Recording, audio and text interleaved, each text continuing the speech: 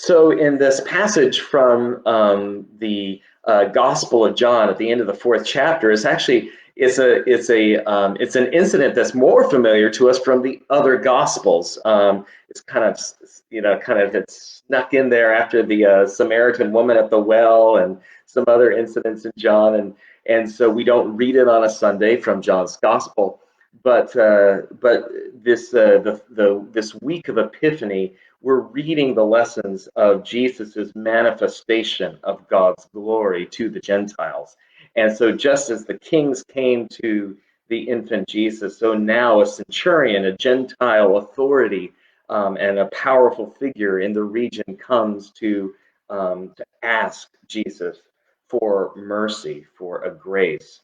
And so I want to kind of hone in on the centurion's faith, and how John, in particular, in John's gospel, he brings out, in John's gospel, it's like faith is a process. People kind of move through levels of faith within their encounters with Jesus.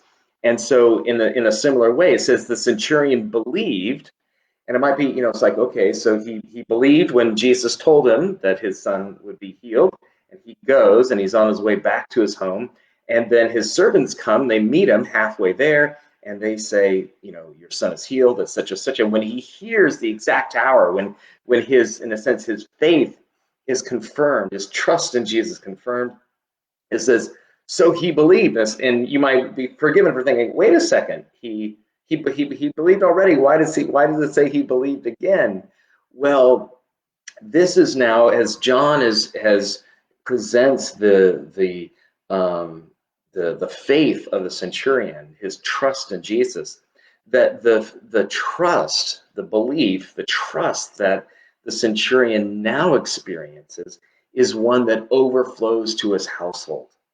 And that's really the next level of trust of Jesus that John in his gospel, he holds that up as kind of that's the end point. That's the desired goal of our trust in Jesus. That's moving towards maturity in faith, where not only do we trust him enough. I mean, that's a big thing. It's huge for the centurion to trust Jesus enough to kind of go forward with his life. To he says, please let give this healing to my son before he dies, and he trusts enough to be willing to head back home and kind of like see what Jesus is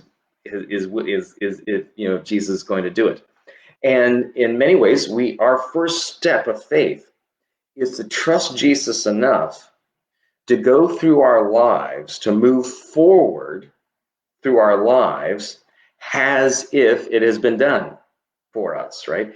As if we have received forgiveness, as if we have received the mercy, as if we've been healed, even if we don't feel the healing yet, even if we don't see the change in our lives, even if we don't experience that sort of transformation, we trust Jesus enough to give it to us that we move forward on the basis of that transformation, of that mercy, of that forgiveness, that healing, of that life of the age to come being given.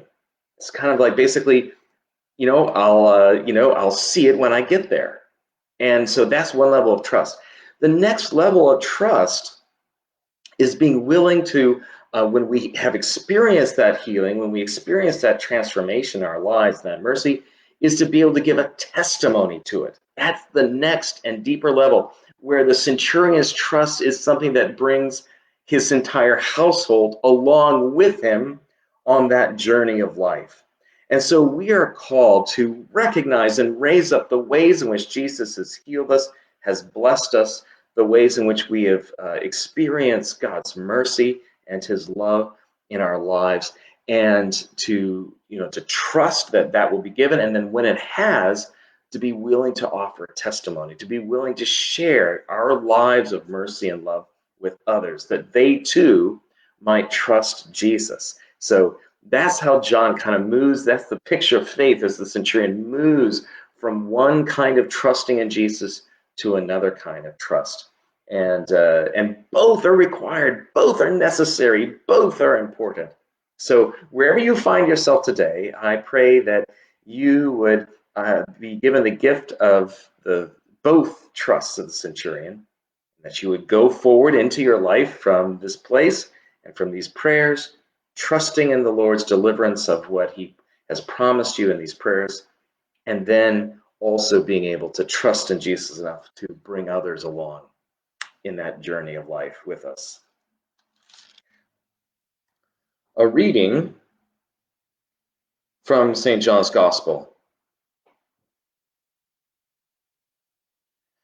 Jesus came again to Cana in Galilee, where he had changed the water into wine. Now there was a royal official whose son lay ill in Capernaum. When he heard that Jesus had come from Judea to Galilee, he went and begged him to come down and heal his son, for he was at the point of death. Then Jesus said to him, "Unless you see signs and wonders, you will not believe." The official said to him, "Sir, come down before my little boy dies." Jesus said to him, "Go, your son will live." The man believed the word that Jesus spoke to him and started on his way. As he was going down, his slaves met him and told him that his child was alive. So he asked them the hour when he began to recover, and they said to him, "Yesterday at 1 in the afternoon the fever left him." The father realized that this was the hour when Jesus had said to him, "Your son will live." So he himself believed, along with his whole household. Now this was the second sign that Jesus did after coming from Judea to Galilee.